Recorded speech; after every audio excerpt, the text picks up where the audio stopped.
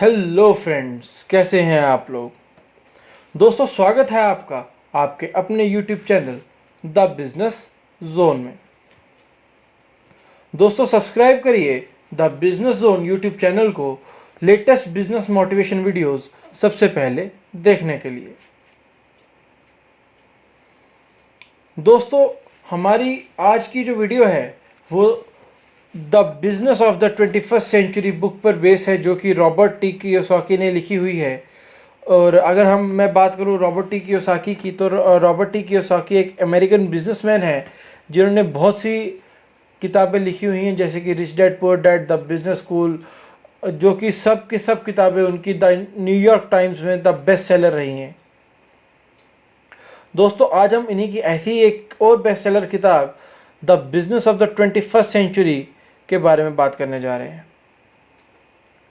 दोस्तों, चलिए शुरू करते हैं। The business of the 21st century, chapter 1, the rules have changed. We live in troubled times.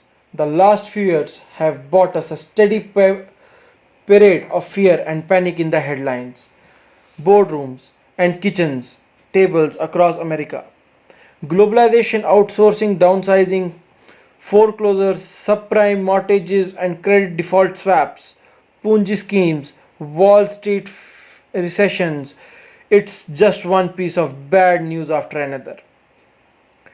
During the first few months of 2009, US company layoffs reached about 250,000 per month.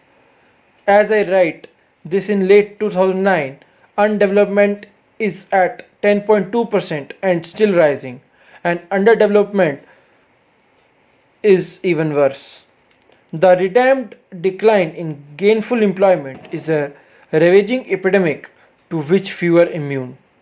From executives and middle managers to administration employees and blue collar workers, from bankers to retail check clerks, all are at risk. Even the healthcare industry, until recently considered a job safe zone, is trimming away significant chunks of its workforce. In the fall of 2008, a lot of people's retirement portfolios suddenly lost half their value or more. Real estate crashed. What people thought were their solid, reliable asset turned out to be about as solid as water vapor.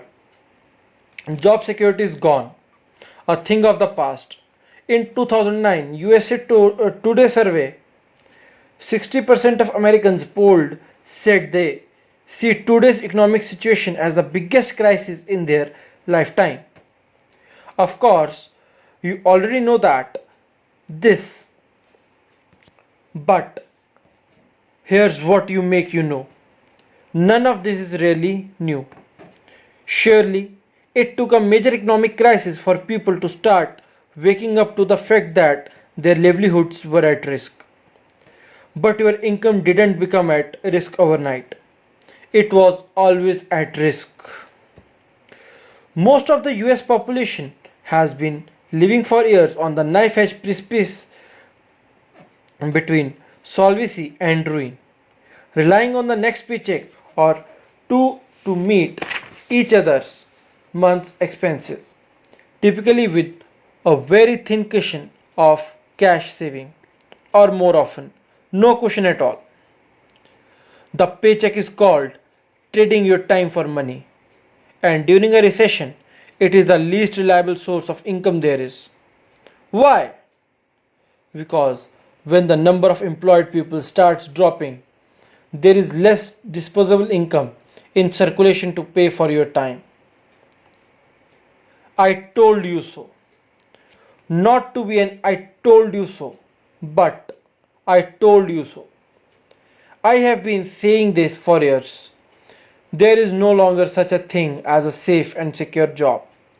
Corporate America is a 20th century dinosaur trembling on the edge of extinction, and the only way for you to have a genuinely secure future is for you to take control of that future.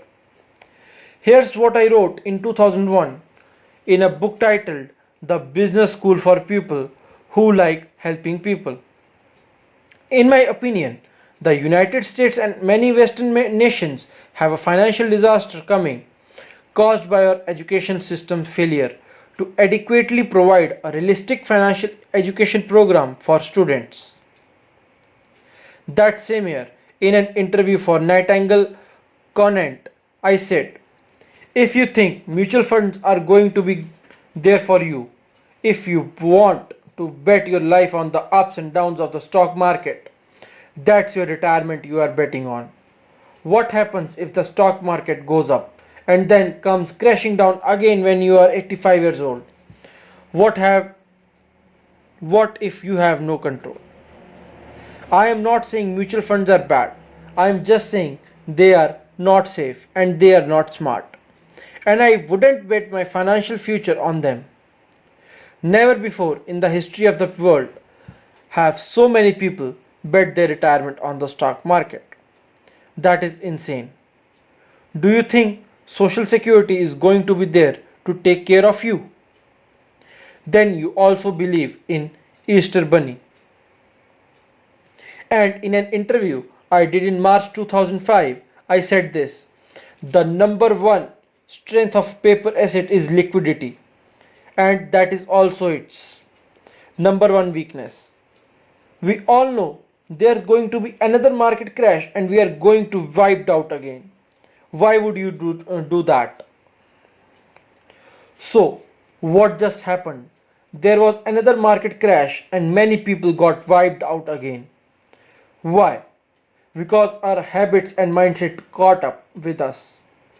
In 1971, the American economy went off for gold standard.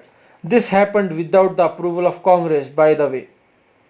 But the important thing is that it happened. Why is that significant? Because it cleared the way for us to start printing more and more money as much as we liked without it being tied to any actual hard real value.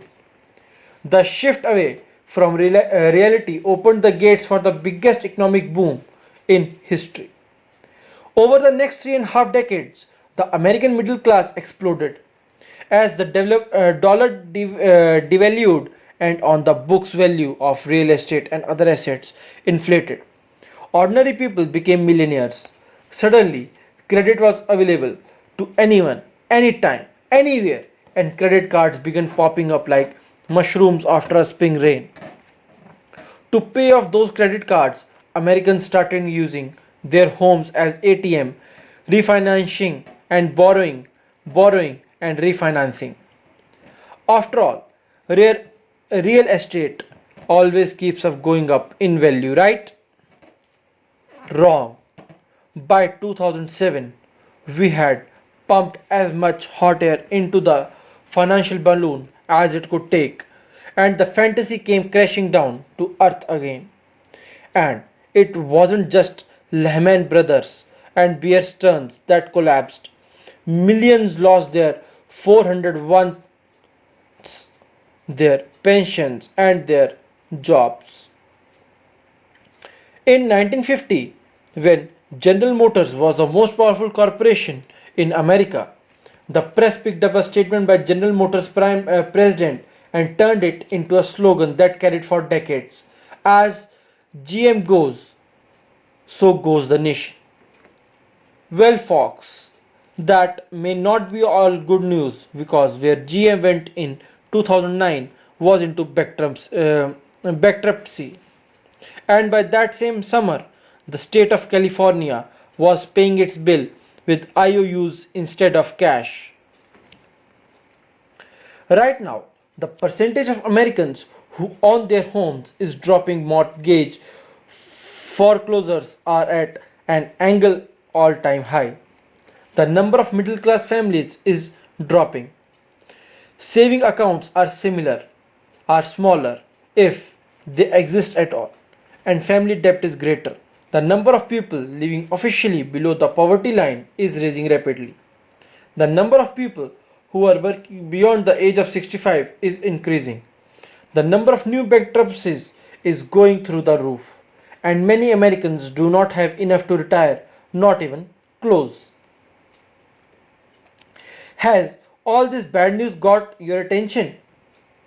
Sure, it has. And you are not alone. Americans everywhere have financial stopped rolling over and hitting the snooze button. Great. Now you are awake to what's going on. And it isn't pretty. So let's take a deeper look and see what it really means and what there is you can do about it. It's a new century. When I was a kid, my parents taught me the same formula for success that you probably learned.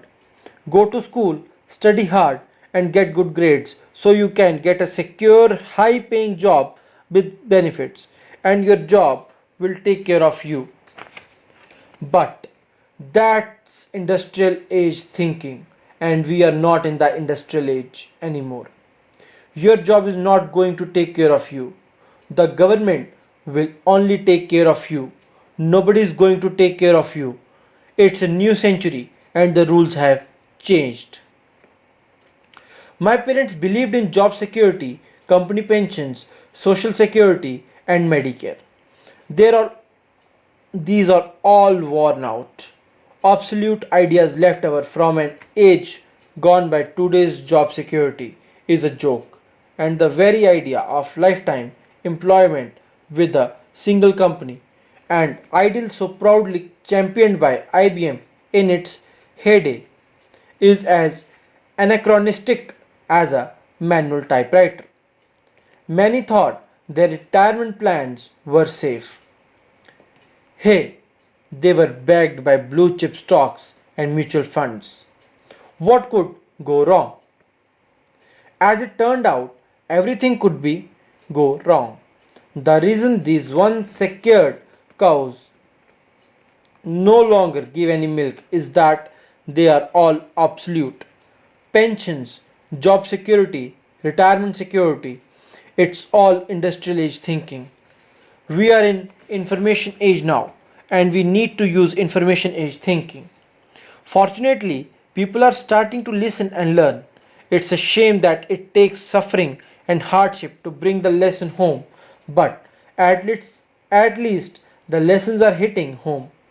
Every time we experience a major crisis, the dot com bust, the economic aftermath of 9/11, the financial panic of 8 and recession of 9, more people realize that the only safety nets just won't hold up anymore.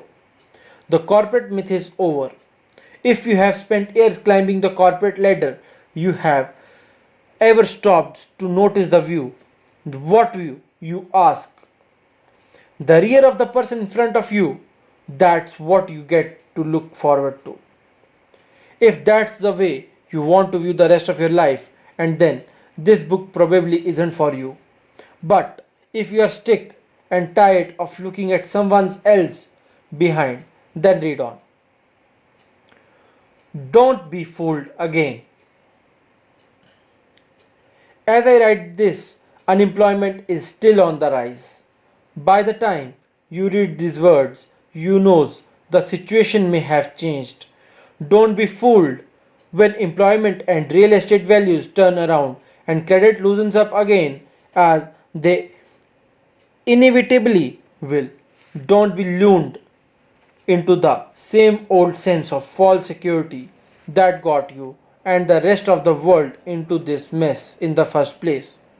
In the summer of 2008, gas prices were soaring over a $4 dollar a gallon. SUV sales sank like a stone, and suddenly everyone was on the small car and hybrid bandwagon. But look what happened next. By 2009, gas prices had fallen back down below $2, and so help me, people started buying SUVs again. What do we really think fuel prices are going to stay nice and low?